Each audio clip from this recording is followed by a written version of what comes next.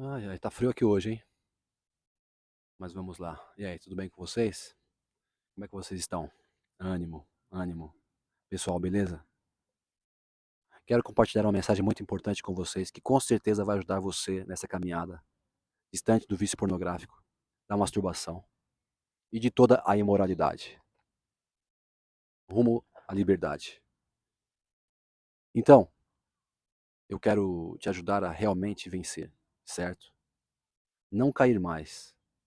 Se você captar a mensagem, e assim que ela for consolidada, não apenas nas dobras de sua massa cinzenta, mas também na sua mente, tenho certeza que você não vai cair mais por qualquer besteira, beleza?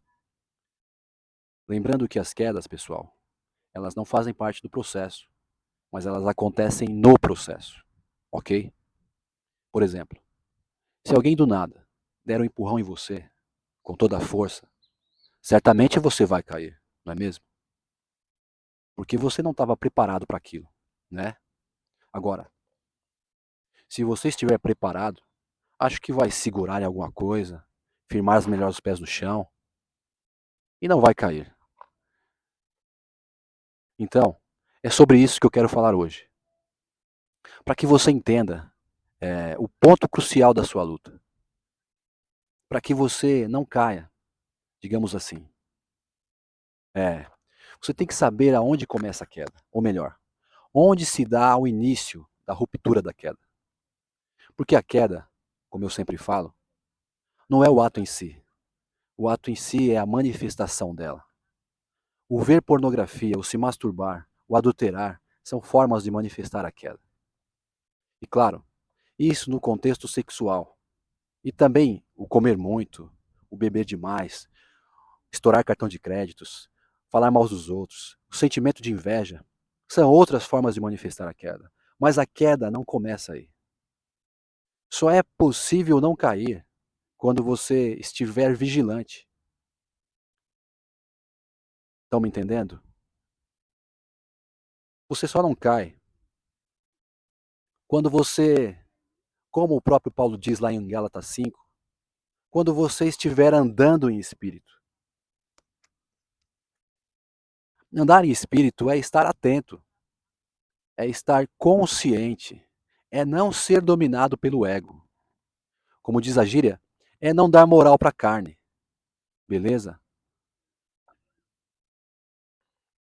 Ficar mais atento à porção nutricional de cada alimento. Se na embalagem da torrada diz que o certo é comer 3 torradas e meia, o que passar disso é comer demais.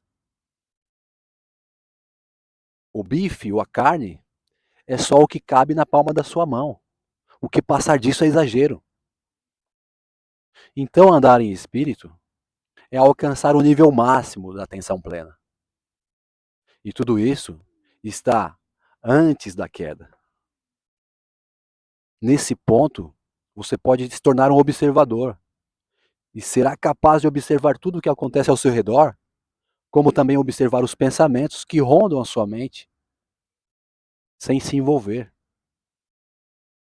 E é a partir daí, desse ponto, que você também encontra o início de tudo. E não se trata de uma realidade física, mas de uma realidade mental e psíquica. Estou falando da esfera espiritual, ok? Você pode olhar para o seu comportamento, para o comportamento dos outros, sem julgamento. Consegue também estar mais consciente dos pensamentos que surgem na tela da sua mente. Consegue monitorar melhor as suas emoções e os teus sentimentos. Mas mesmo assim, nestas circunstâncias, nestas condições é que você será tentado. E é aí, ou melhor, e é aqui que você vai cair ou vencer a tentação. Tá certo? Estão me entendendo? A tentação vai surgir neste âmbito, no cenário espiritual, e não nas circunstâncias físicas como muitos imaginam. Isso aqui fora, isso aqui que a gente consegue ver, sentir, tocar, pegar, cheirar, só é o resultado. inclusive o campo somático, que envolve questões cerebrais e hormonais, sinapses, neurônios.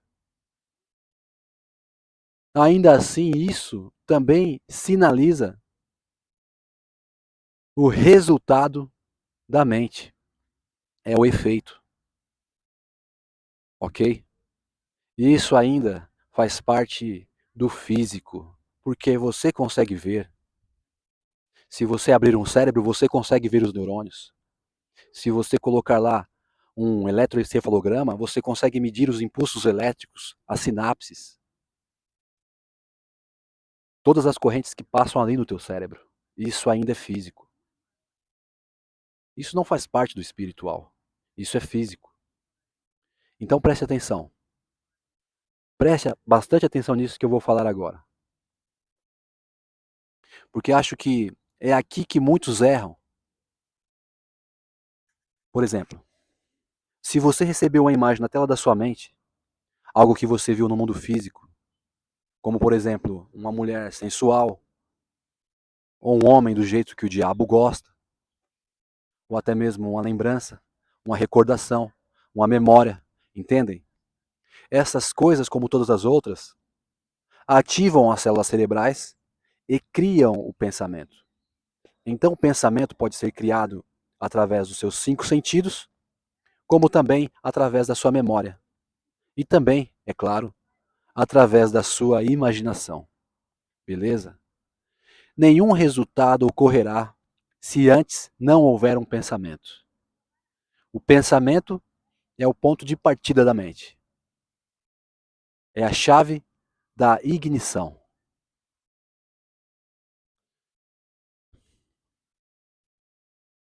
Se o pensamento foi criado, mas você não se envolveu com ele, então a mulher sensual e o homem do jeito que o diabo gosta não foi problema para você.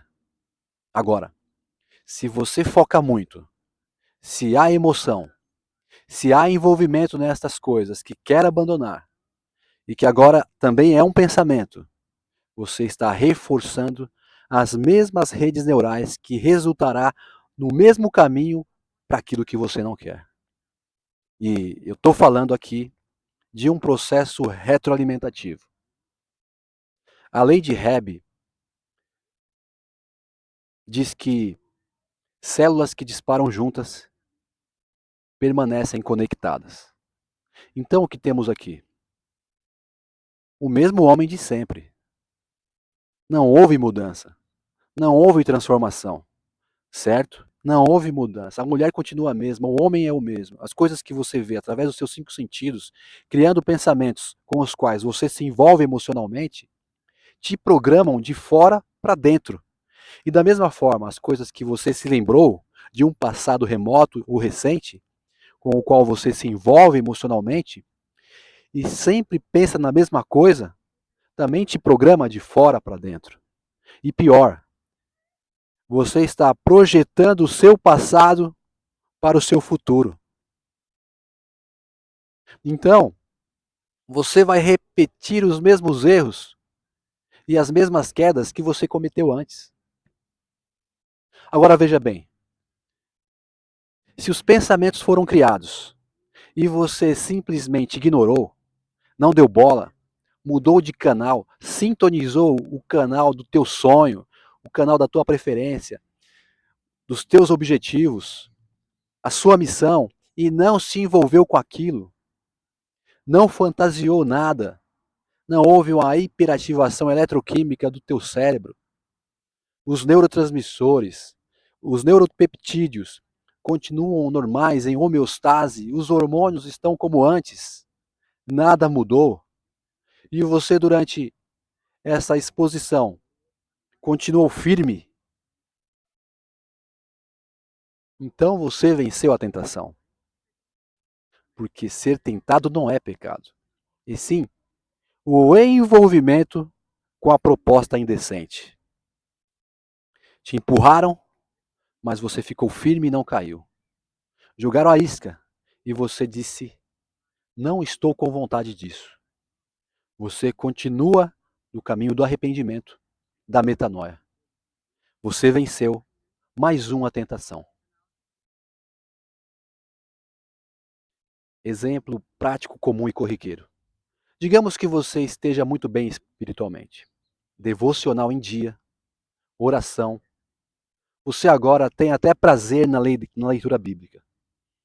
É um exemplo de honestidade. Dá bons conselhos para todos aqueles que te pedem. Você está literalmente em pé.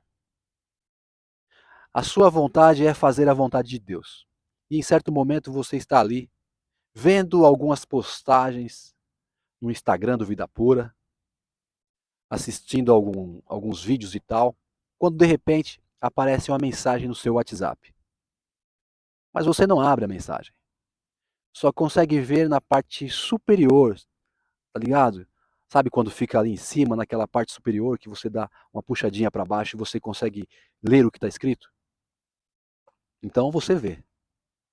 Oi? É uma mulher que você se envolveu no passado. Você tem apenas 18 segundos para perceber que você está sendo tentado. Se você percebeu, então a sua vontade continua a mesma. A vontade de obedecer, a vontade de continuar rumo à liberdade, rumo ao teu desenvolvimento, rumo à tua mais perfeita humanidade. E se esse for o seu caso, você poderá conversar sabiamente com ela, como Jesus bateu aquele papo com o diabo no deserto. Então já era. Você venceu a tentação. Sua vontade de permanecer em pé foi maior. Agora, se você não se der conta e começou a se envolver emocionalmente, lembrar do passado, o coração disparou, dopaminas a 1000 por hora, quer dizer que você já caiu. Sua vontade agora é de pecar. Tudo o que acontecer depois disso já é pecado. E, inclusive, sua resistência para não se masturbar, para não mandar um nude, para negar o convite de um encontro. O ego assumiu a direção e vai tentar te convencer que é você que está no controle. Só que não. Já era. Você acha que está lutando contra o pecado. Só que não. Na verdade, é o ego que está lutando contra os seus impulsos sexuais, lutando contra a sua natureza. O ego tenta controlar o resultado que já deu ruim. Você já passou dos 18 segundos. Você já passou do ponto sem volta. Agora quem manda é o ego. Se existe pulsão sexual, se você está excitada ou excitado, se você permitiu fantasiar aquela relação com aquela pessoa, ou simplesmente permitiu se envolver com aquilo que você viu, se guardou a imagem na sua mente por causa da cobiça, pela fissura, se você cedeu à tentação, se suas pupilas dilataram, se as microexpressões mudaram, se você se empolgou com a proposta indecente, já era. O pecado já foi cometido. Todas as tentativas depois desse envolvimento, depois do aceite da proposta do tentador na sua mente, tudo que você faz depois daquilo é só repressão, é só resistência, é puro ego. Não tem muito mais o que fazer. Só que o teu ego não quer que isso venha à tona, porque é vergonhoso. É vergonhoso ver pornografia. É vergonhoso sair com uma mulher casada, sair com um homem casado. Isso é vergonhoso. Ainda mais quando você é da igreja. Você tem medo disso. Vai que alguém vê. Isso pega mal, né? Uma coisa pode acontecer. Então vemos que ainda existe pudor. Ainda existe uma inibição do lobo frontal. Então, o ego te reprime por um tempo.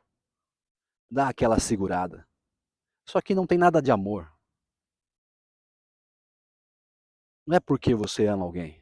Não é porque você ama a Deus. Não, não, nada disso. O ego te reprime por causa do medo, por causa da vergonha, por causa do pudor. E isso não tem nada a ver com amor. Você só vai conseguir você só vai conseguir aguentar por um tempo. Você vai usar a tua força de vontade, a energia da força de vontade, de forma errada, porque você já caiu, como a própria ciência explica. Tudo aquilo que resiste persiste. Carl Gustav Jung já dizia isso. Então, se você resistir os seus impulsos sexuais, eles vão continuar persistindo. E toda repressão gera compulsão. Então, é claro, você aguenta por um tempo, aguenta por um momento, e aquilo que você não consegue mais reprimir vira ato. Então, o ego vai reprimir de uma outra maneira, de uma outra forma. Porque, afinal, o teu corpo, os teus pensamentos, a tua vontade já estão sendo utilizadas de uma forma errada. E você já está praticando o que não gostaria de praticar. E aí, se esconde e estabelece uma vida dupla. Agora, você é o próprio ego. E você se tornou um agente secreto. Tudo o que você faz é segredo. Antigamente o teu ego reprimia isso dentro de você. Hoje, ele reprime aqui fora, escondendo as tuas atitudes, dando perdidas na tua mulher, apagando o histórico do teu computador, do seu celular. Ele te engana a ponto de você acreditar que quando você esconde, que quando você mente, que quando você controla o resultado, está preservando a sua imagem. Mas você nunca foi mais enganado. Esse é o caminho da desobediência. Você não está vivendo de acordo com a lei do amor. Você não está vivendo de acordo com a lei de Deus. Você agora vive de acordo com a lei do pecado. O ego ressuscitou. Então, resumindo, a queda primeiro começa, se manifesta a nível psíquico, depois somático, e daqui a pouco se torna real, através do ato de ver pornografia, de se masturbar, de estourar um cartão de crédito, de estourar 2 cartões de crédito, de comer muito, de beber demais, de fazer fofoca, de ter ciúme. Beleza, pessoal? Eu espero estar falando aqui com vocês e não com os seus egos. Estão me entendendo? Nossa, Cid, mas isso está muito científico. Qual a sua base bíblica para isso? E precisa, pessoal. Você acha que precisa? Então vamos lá. Tudo que foi explanado até agora é baseado nisso aqui. Ninguém, sendo tentado, diga: de Deus sou tentado. Porque Deus não pode ser tentado pelo mal. E a ninguém tenta. Mas cada um é tentado quando atraído e engodado pela sua própria concupiscência. Depois, havendo a concupiscência concebido, dá à luz o pecado. E o pecado, sendo consumado, gera a morte.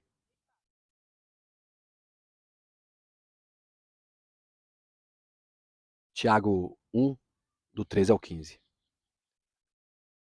A prática disso, essa aqui é a parte teórica. A versão prática desse texto que eu acabei de citar está revelada aqui, em Mateus capítulo 4, do 1 ao 11. Lá diz que Jesus foi levado pelo Espírito ao deserto, com um objetivo. Ele foi levado pelo Espírito para ser tentado pelo diabo. Depois você lê essa passagem com toda a calma, tá certo? Mateus capítulo 4, do 1 ao 11. Não tente responder por que Jesus foi levado ao deserto. Por que não é a questão, mas para que é a questão. Para que Jesus foi levado pelo Espírito ao deserto? Preste atenção aqui. Pelo Espírito. Ele foi levado pelo Espírito ao deserto para ser tentado pelo diabo. Estão me entendendo? Entendi perfeitamente. Olha só, eu não quero levantar uma questão teológica aqui, não é essa a ideia do vídeo. Porque, para mim, não importa se Jesus foi levado literalmente ao deserto da Judéia, de pó e poeira, com o sol escaldante, como mostrado nos filmes, ou se era uma espécie de imaginação. Porém, o físico, a aparência, o espaço geográfico é uma questão secundária aqui. O mais importante é o para quê e quem o levou. Ele foi levado ao deserto para ser tentado, e quem o levou foi o Espírito. Isso foi escrito para que a gente entenda qual é o âmbito da tentação. Se você não entender o âmbito, se você não entender o espaço que circunda a tentação, você vai cair nela. E depois só vai ficar resistindo os próprios impulsos, achando que está resistindo e lutando contra o diabo. Porém, o diabo já veio, jogou a isca, você abocanhou o anzol e foi fisgado. Quando a explosão química de neurotransmissores acontece no teu cérebro, quando neuropeptídeos já estão conversando com os hormônios, não há mais o que fazer. Depois que você cedeu à tentação, já era. Os 18 segundos já passaram e você está no caminho do pecado. O pecado já está dominando. Ainda que você fique lá, praticando o seu mantra de não vou me masturbar, não vou me masturbar, não vou me masturbar, não vou ver pornografia, não vou sair com aquela mulher, não vou sair com aquele cara. As pessoas têm uma ideia errada de achar que um mantra pode resolver nessa hora. Nem mantra e nem nada. A semente do pecado foi lançada e agora você vai colher o fruto.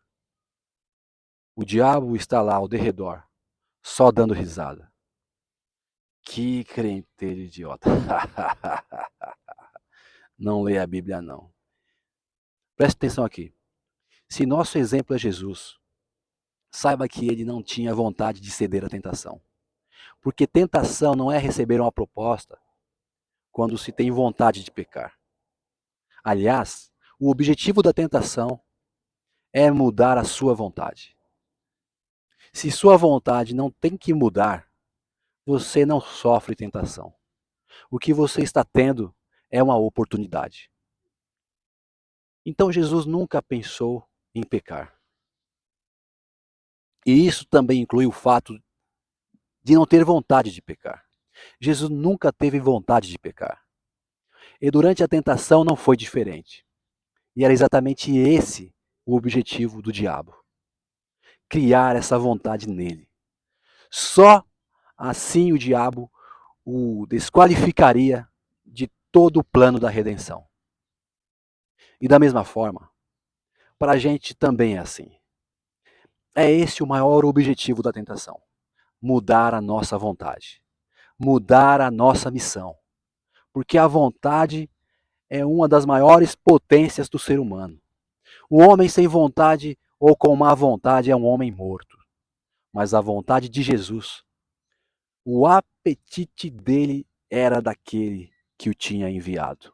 Como a vontade dele era boa, perfeita e agradável, não tinha espaço para outra vontade. Então a comida do diabo não significou nada para ele. Jesus não estava nem aí para se tornar rei neste mundo. Jesus não precisava mostrar o seu poder de milagres. Ele não tinha ego dominando. Era ele quem estava no controle. Ah, mas Jesus era Deus, né? Não tem comparação. Não, não, não, não, não. Não nessa hora, não nesse momento, nem nessa circunstância. Aqui, ele era apenas um homem. Mas ele era um homem de verdade. E não um moleque que não sabe o que quer. Você só vai conseguir vencer a tentação. Você só vai conseguir não cair quando realmente saber o que quer. E isso em todas as áreas da sua vida. E se você sabe o que quer, você estabelece meios para chegar lá. Você traça planos e rotas. Você tem disciplina. Você é autodisciplinado. Você não precisa de ninguém falando o que você deve ou não deve fazer. Você sabe o que deve fazer e faz. Você não é levado de um lado para o outro, como a folha ao vento. E isso não se trata apenas do comportamento, da parte somática do cérebro e do corpo, mas da sua mente. O corpo, o comportamento é só a consequência, é só efeito. Mas os pensamentos são a chave do controle da mente. Os pensamentos é a chave da ignição.